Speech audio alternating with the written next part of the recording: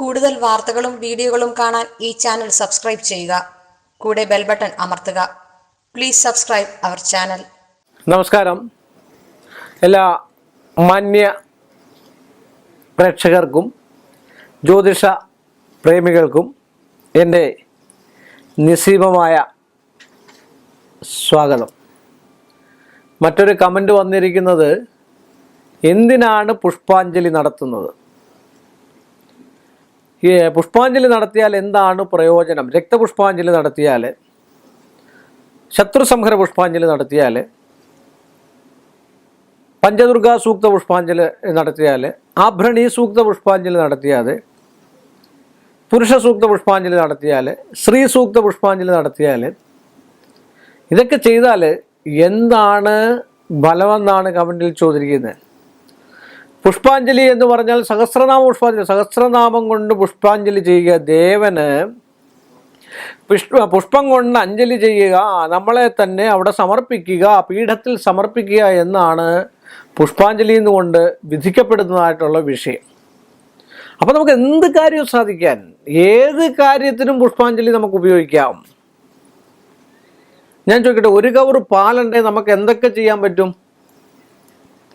ഒരു കവർ പാലുണ്ടെങ്കിൽ തൈരുണ്ടാക്കാം, മോരുണ്ടാക്കാം, കാളനുണ്ടാക്കാം, പുളിശ്ശേരി ഉണ്ടാക്കാം, പലവിധ സാധനങ്ങളും ഉണ്ടാക്കാം ഒരു കവർ പാലുണ്ടെങ്കിൽ, അല്ലേ? പല പക്ഷി എന്ന് പറഞ്ഞാൽ ഒരു പുഷ്പാഞ്ജലി കൊണ്ട് സങ്കല്പമാണ് അവിടെ ബലം. നമ്മുടെ ഒരു വിവാഹം നടക്കാൻ നമുക്ക് പുഷ്പാഞ്ജലി ചെയ്യാം. അത് അടുപ്പിച്ചൊരു 7 ദിവസം അടുപ്പിച്ചോ, അല്ലെ 12 ദിവസം അടുപ്പിച്ചോ, അല്ലെ നമ്മുടെ പക്കപ്പിറന്നാളുകളിലോ ഒക്കെ പുഷ്പാഞ്ജലി ചെയ്യുന്നത് ഏറ്റവും ഉത്തമമാണ്. അതുപോലെ തന്നെ ഒരു വിദേശയാത്രയ്ക്ക് പുഷ്പാഞ്ജലി നടത്താം.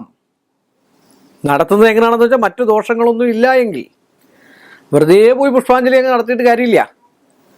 നമ്മളിൽ മറ്റു പലവിധ ദോഷങ്ങൾ ഉണ്ടായിട്ടുണ്ടെങ്കിൽ അതിനെ മാറ്റിക്കളയത്ത രീതിയിൽ ഉത്തമനായ ജ്യോത്സ്യനെ കണ്ട് മാറ്റിച്ചിട്ട് ശേഷം എന്നിട്ട് വേണം പുഷ്പാഞ്ജലി. അതൊക്കെ ആൾക്കാരൊക്കെ ചോദിക്കാറുണ്ട്. പുഷ്പാഞ്ജലി നടത്തിയിട്ട് പ്രയോജനമില്ല, ദീപാരാധന കണ്ടു കൊടുത്തിട്ട് പ്രയോജനമില്ല, നിർമാല്യം കണ്ടിട്ട് പ്രയോജനമില്ല, അമ്പലത്തിൽ വഴിപാട് കഴിച്ചിട്ടൊരു പ്രയോജനമില്ല, കുറേ വർഷങ്ങളായിട്ട് ഞാൻ വഴിപാട് കഴിക്കുന്നു. എന്തുകൊണ്ടാണ് പ്രയോജനമില്ലാത്തത്?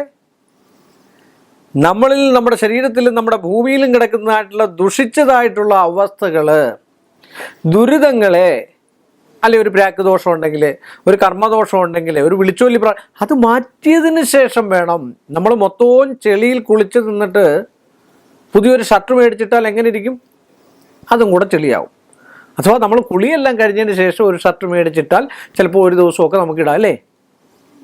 എന്ന് പറഞ്ഞ പോലെ നമ്മളിലുള്ളതും നമ്മുടെ ഭൂമിയിലുള്ളതും നമ്മുടെ ശരീരത്തിലുള്ളതും നമ്മുടെ വാഹനത്തിലെ, വസ്ത്രത്തിലെ, പിന്നെ ഗൃഹത്തിലൊക്കെ ഉള്ളതായിട്ടുള്ള വിഷയങ്ങളെ മാറ്റിക്കളഞ്ഞതിന് ശേഷം ശുദ്ധവൃത്തിയോടുകൂടി ചെന്ന് നമ്മളെ തന്നെ അർപ്പിച്ച് പുഷ്പാഞ്ജലി, ഏത് പുഷ്പാഞ്ജലിയും, രക്തപുഷ്പാഞ്ജലിയും ശത്രു സംഹര പുഷ്പാഞ്ജലി എന്നാണ് പറയുക.